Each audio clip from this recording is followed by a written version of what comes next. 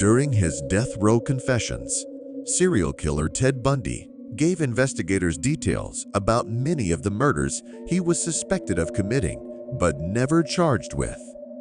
One of them was missing high school student Lynette Culver, who vanished in Pocatello, Idaho, on May 6, 1975, and was long thought to be a victim of another suspected serial killer. Lynette Dawn Culver was born on July 31, 1962, in Pocatello, a quiet, cozy town in southeastern Idaho. Her family was part of a local community where everyone knew everyone else. Lynette's parents, Joan and Dale Culver, were kind-hearted people who cared about their children and wanted to provide them with the best possible living conditions. Lynette grew up in an environment that encouraged her personality to develop. She was surrounded by love and support, which made her a cheerful and kind girl. From an early age, she showed an interest in art, loved to draw, and dreamed of becoming an artist one day. Her parents supported this passion by buying her paints, pencils, and sketchbooks. Joan, her mother, often sat next to Lynette, watching her create her little masterpieces. Lynette also loved animals. She had a beloved cat named Charlie, who was always by her side. Charlie became her best friend, and Lynette often said that the cat understood her better than anyone else. Her room was decorated with animal drawings that she created herself. Lynette Dawn Culver grew up in Pocatello, surrounded by love and care. In her room, she often spent time reading books and drawing. Whole worlds filled with kindness and adventure unfolded in her imagination.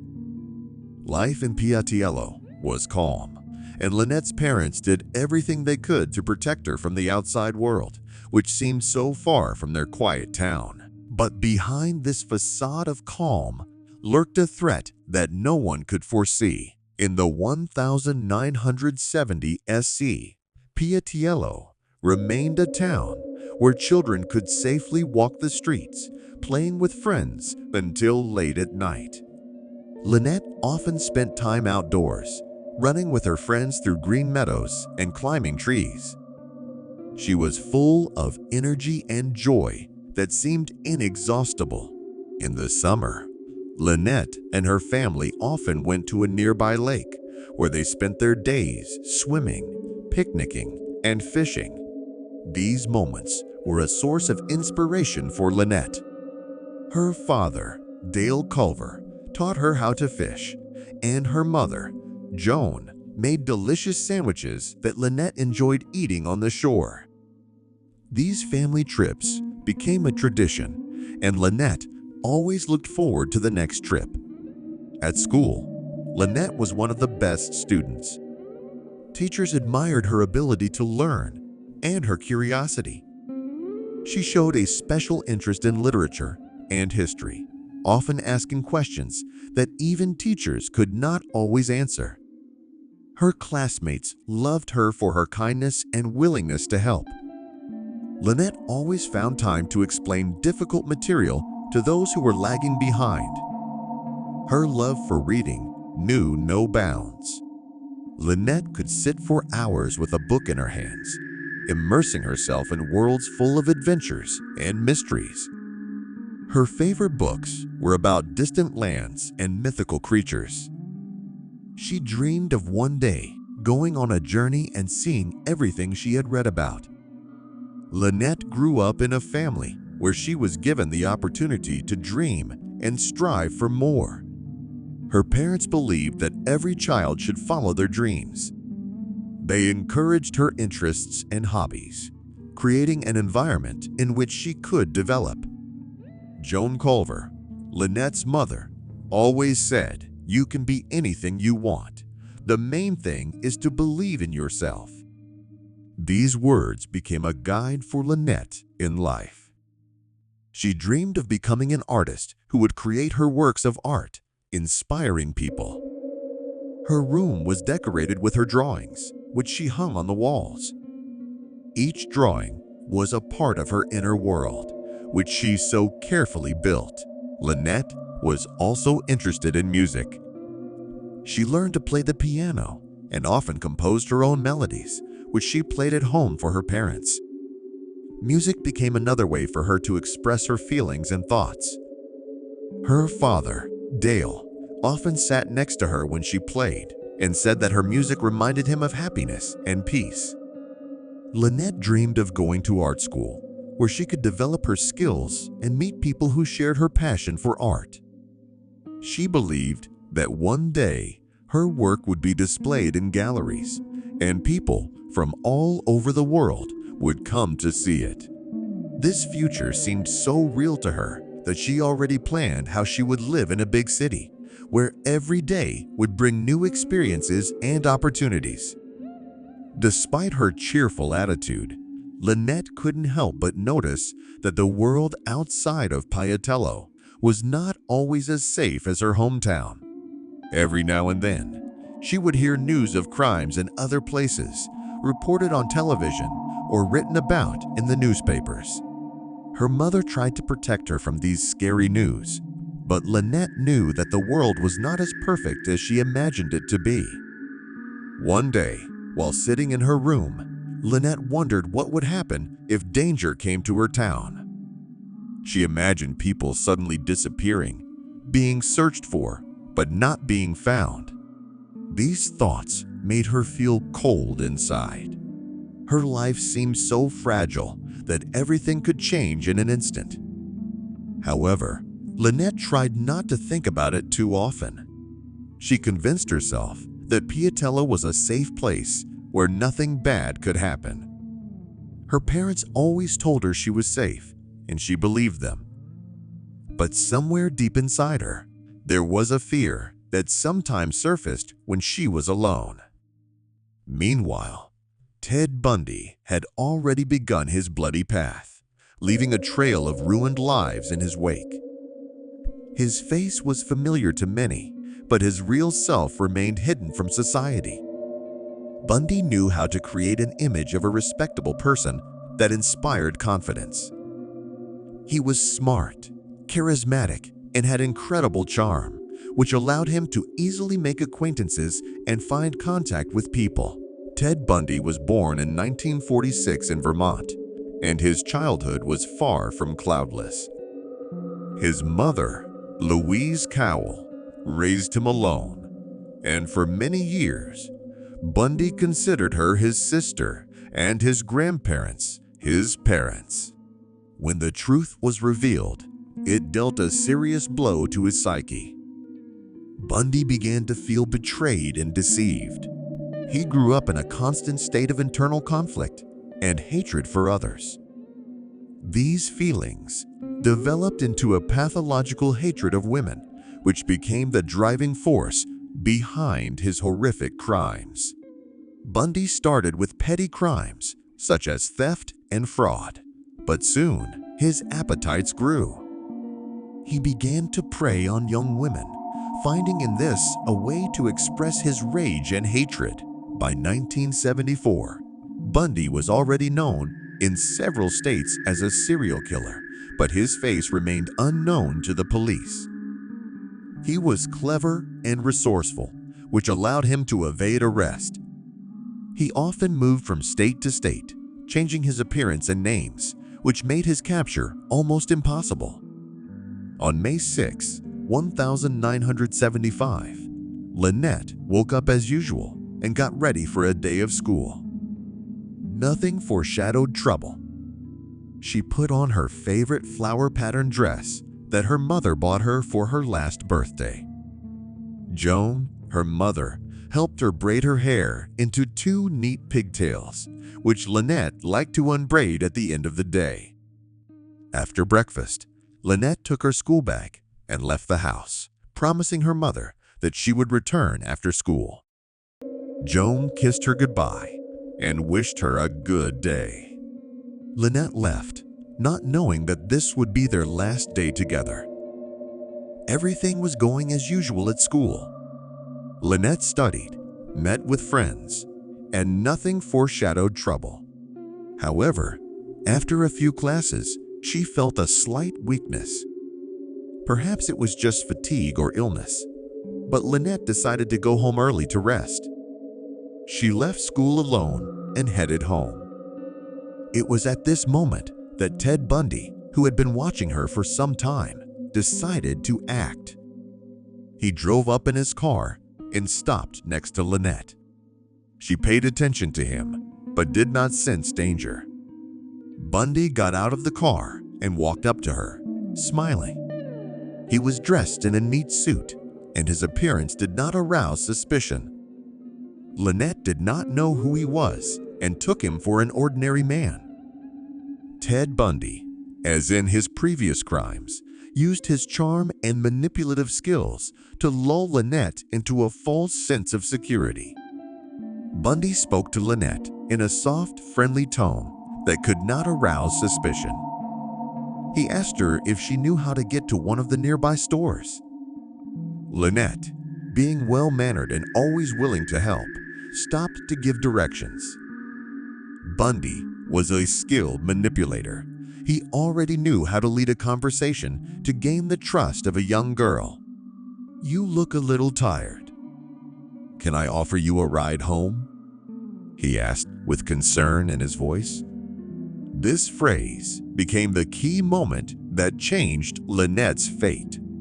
She may have thought it was no big deal. She may have felt relieved that she would be able to get home faster. But she didn't know that it was a carefully planned trap. Lynette agreed. She opened the car door and got into the front seat. Bundy smiled as if everything was normal. He started the engine and drove slowly. However, instead of turning in the direction of her house, he headed for the highway leading out of town. Lynette noticed this and began to worry. "That's not the way." "I live the other way," she said with a little worry. Bundy's expression suddenly changed. His friendly mask disappeared, and in its place appeared the cold, ruthless face of a killer. He did not answer her words, but only tightened his grip on the steering wheel, accelerating the car. Lynette began to realize that she was trapped. Realizing what was happening, Lynette tried to open the door and jump out of the car, but the door was locked. Bundy had anticipated this moment in advance. He grabbed Lynette's arm, not allowing her to move. Fear gripped her heart. She felt helpless and alone. The car moved quickly along the highway, moving away from the city.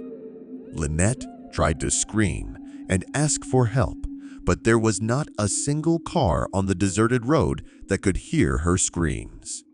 Bundy was silent, focused on driving. His plan was almost complete, and he enjoyed the moment when the victim realized her doom. Bundy took Lynette to a secluded place, away from prying eyes. It could be a forest, an abandoned road, or even an old house on the outskirts of the city. He chose the place in advance, knowing that no one would be able to stop him there. Lynette understood that her life was in danger, but she was too scared to do anything. When they arrived at the place, Bundy pulled Lynette out of the car. He acted quickly and decisively, leaving her no chance to escape. Lynette tried to resist, but Bundy was much stronger than her. He dragged her inside the building or deeper into the forest, where everything was ready for the crime. Lynette's last moments. The beast reveals its reality. In that moment, Lynette realized that the monster standing before her was no longer hiding behind a benevolent facade. Ted Bundy had transformed into a predator, ready to commit his horrific act. Lynette cried and begged him to let her go, but for Bundy, this only served to intensify his desire. He enjoyed seeing the fear in her eyes. For him, it was the ultimate satisfaction control over the life and death of another person. In his twisted mind, Bundy believed that he could decide who deserved to live and who deserved to die. Lynette was the latest victim, of his insatiable ego and hatred. The way Bundy took Lynette's life was cold-blooded and cruel. He drowned her in water, possibly in a hotel bathtub or in a river, but her exact fate is unknown. Bundy later confessed to the crime, but the details remain shrouded in mystery. He didn't regret what he had done. He didn't care about the fate of the woman whose life he had taken. To him, Lynette was just another trophy in his long list of victims. When Lynette didn't return home that day, her parents became alarmed. Joan Culver called the school first, hoping that her daughter had been late for class or had gone to see a friend. But when she was told that Lynette had gone home early, her heart sank with fear. Dale Culver immediately went looking for his daughter. He drove around to all the places where Lynette might have been and talked to her friends, but no one had seen her after school. Time passed, and Lynette had not returned. The family contacted the police, and the search began. The police organized a large-scale operation to find the missing girl. Local volunteers joined the search, combing every corner of the city and its surroundings. They searched for Lynette, hoping that she had simply gotten lost or gotten into trouble, but was still alive. No one wanted to think the worst, but fear was taking hold of people's hearts. Days passed, and Lynette was still missing. Lynette's parents were devastated. Joan couldn't eat or sleep, constantly wondering what could have happened to her daughter. Dale tried to stay strong for his family, but his will was beginning to fail. The town was in mourning, although Lynette's body was never found. The police continued to investigate, but there were few leads. No one saw Lynette get into Bundy's car. The only clues they could find were the statements of several people who noticed a strange man near the school on the day Lynette disappeared. But this was not enough. Years later, when Ted Bundy was arrested and sentenced to death for his many crimes, he began to confess to what he had done. In the last days of his life, when his execution was already inevitable, he decided to talk about some of his crimes, including what happened to Lynette Culver. Bundy admitted that he had indeed kidnapped Lynette, drowned her, and disposed of her body by dumping it in the river. He spoke about it with surprising coldness, as if it were an ordinary matter that did not cause him any emotion. For him, it was just one of the many crimes he had committed along the way. These confessions were a terrible blow to Lynette's family, who had hoped until the very end that their daughter could have survived. Joan Culver, upon hearing the news, fell into a deep depression. Her world had collapsed, and nothing could bring her back to her former life. Dale Culver tried to support his wife, but he himself was on the verge of despair. They lost their daughter, and it left their souls devastated. The tragedy of Lynette Culver left a deep mark on the history of their family and the town of Piattiello. It was a reminder that evil can come to even the most peaceful places in the world, and that sometimes we are powerless against the cruelty that hides behind a mask of goodwill. Piattiello will never be the same again. The townspeople became more cautious and less trusting. Lynette's disappearance forever changed their perception of safety, showing that even in a quiet and cozy town, something terrible can happen. The Culver family, despite their grief, tried to move on. Joan and Dale found solace in the memories of their daughter and in the fact that their efforts to keep her memory alive became an important part of their lives. They became involved in community activities aimed at raising awareness about child safety and the fight against violence.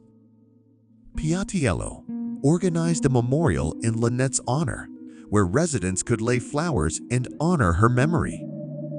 This memorial has become a symbol that even in the darkest times, people can unite and support each other. Lynette Culver's story resonated far beyond Piatello. Her tragedy became a catalyst for public debate about the safety of children and adolescents, the importance of awareness and vigilance. Newspapers and television began discussing how parents could better protect their children from potential threats.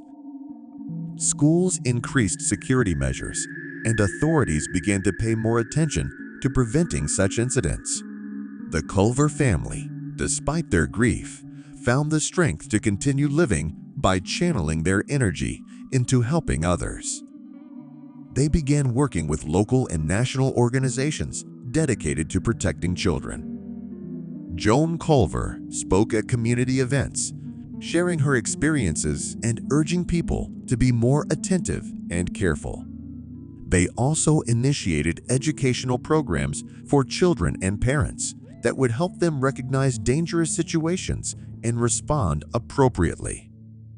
These programs included lessons on street safety, interacting with strangers, and using modern technology to track the location of children. Meanwhile, Ted Bundy became a symbol of evil incarnate, a shining example of how a person with a twisted mind can destroy the lives of others. His crimes were so brutal and incomprehensible that they became the subject of numerous studies, books, documentaries, and works of art. Psychologists and criminologists studied his personality, trying to understand what exactly led him to such actions. Questions about how a person can hide his true self and seem normal to others are still relevant. Bundy's story showed how difficult it is to recognize a predator among ordinary people and how important it is to pay attention to even the most seemingly insignificant details in the behavior of others.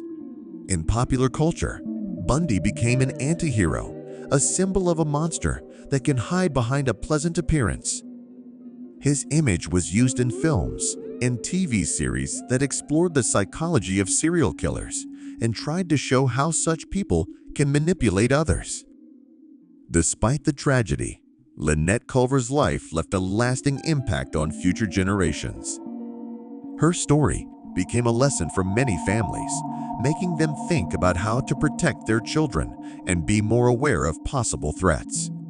Programs and initiatives created in Lynette's memory help prevent other tragedies by raising public awareness and preparation. Schools across the country began implementing educational programs that included not only safety basics, but also psychological support for children who were at risk of becoming victims of violence. Teachers and school psychologists received additional training to better understand and support children facing difficulties. Over time, the Culver family moved from Piatello to start a new life, far from the place where they lost their daughter. However, they continued their work in the field of child protection, becoming an inspiration to other families who had experienced similar losses. They believed that despite the pain and loss, it is possible to find the strength to live on and help others. Lynette Culver's story remains a powerful reminder that even the safest places can hide danger, and that trust and kindness can be used against us. Her life and death have become a symbol of the need to be vigilant and cautious, as well as the importance of education and protecting children from violence. Lynette's memory lives on in the hearts of her family and all who knew her. She has become a symbol of resilience and the belief that even the most terrible tragedy can be used to learn lessons for the benefit of others.